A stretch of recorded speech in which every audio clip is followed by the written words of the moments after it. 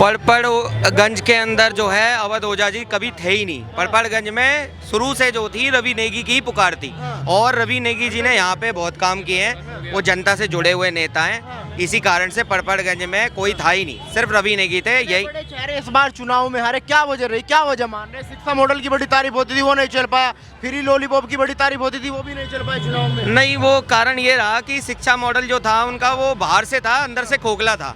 तो यहाँ पर क्या था कि कई सारे कॉलेजेस की अगर आप बात करते हो तो इन्होंने क्या है कि जो ऑलरेडी कॉलेज चल रहे थे, जैसे यहाँ अम्बेडकर संस्थान थी, आपका पूसा पॉलिटेक्निक था, इन्होंने एक दिल्ली एंटरप्रेन्योरशिप करके यूनिवर्सिटी बना दी।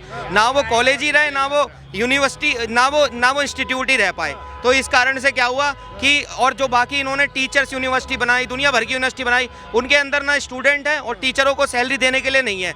बात करते हैं अगर आप ट्रांसपोर्ट की, तो ट्रांसपोर्ट इन्होंने जो बसें फ्री करी, उसके अंदर महिलाएं कितनी जा रही हैं, क्या जा रही हैं, वो तो आज तक हिसाब इन्होंने किसी को दिया नहीं। लेकिन बसों का इतना बुरा हाल हो गया कि जा करके जनता जा करके देखो, आप ना एसी चलता है, ना बसों के ड्राइवरों को सैलरी दे रहे हैं। तो ये कहने का मतलब है कि दिल्ली सरकार ने पूरी दिल्ली को ताई कर दिया था।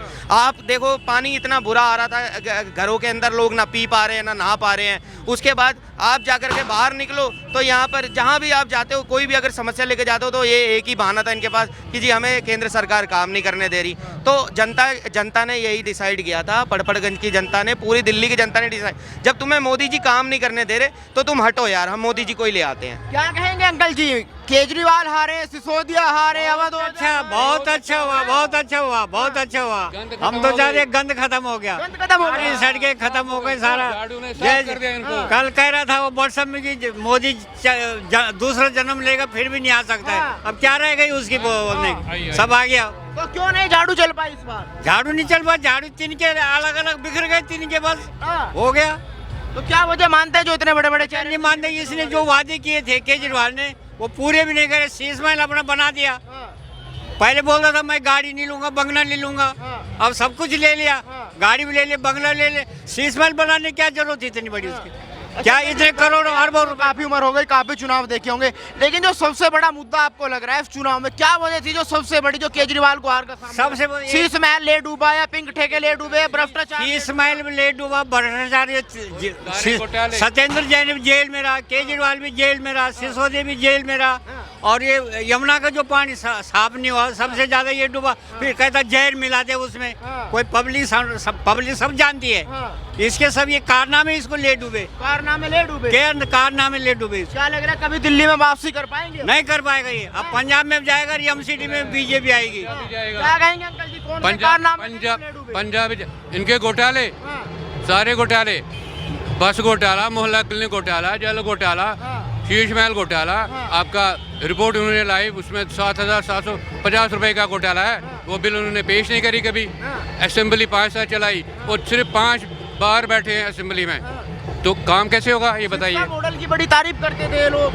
कोई शिक्षा मॉडल इन्होंने लिपापोती कर ली स्कूलों की, कोई नया स्कूल बना लिया ये मुझे बताइए आप?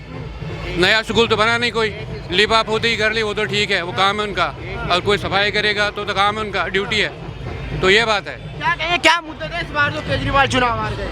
सर, चुनाव हारने का रीज़न एक तो सबसे पहली बात तो जो इन्होंने पहले मुद्दा ये है जी, जो इन्होंने सबसे पहले दारू जो इन्होंने लगातार बाई 1 गेट 1 जो सारे बच्चों को, स्कूल के बच्चों को तक बिगाड़ा है इन्होंने, छोटे छोटे बालकों को बिगाड़ा है।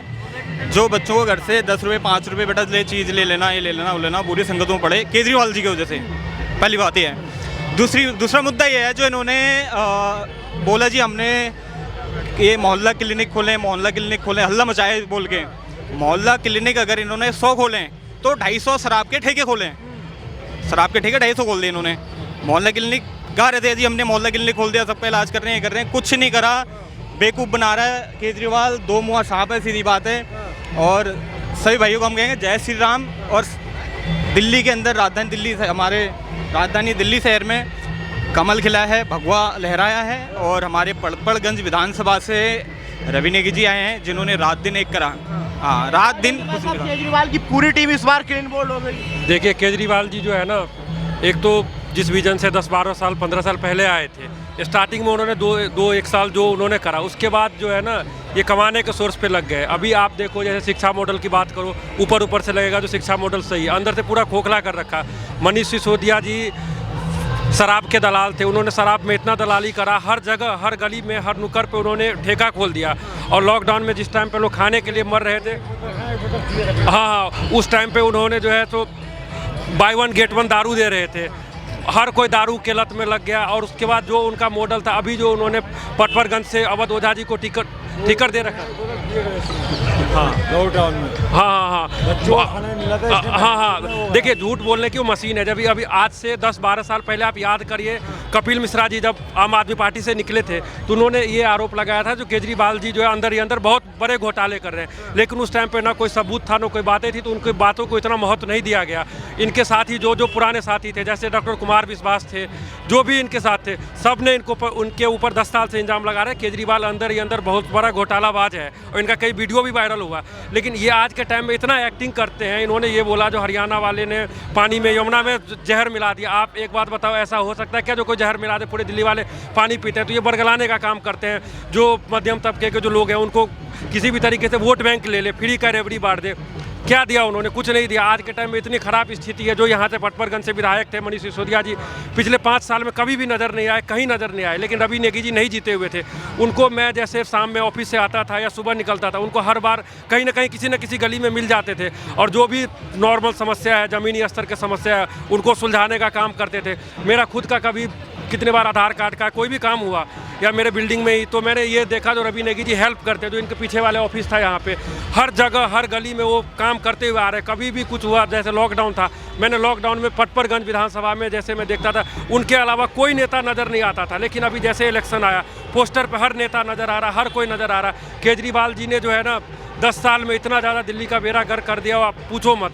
शुरू में 1-2 साल जैसे मैंने पहले बताया, उन्होंने अच्छा काम करा। उसके बाद अभी ये पैसे ले करके टिकट दे रहे थे। आप 10 साल का रिकॉर्ड उठाओ।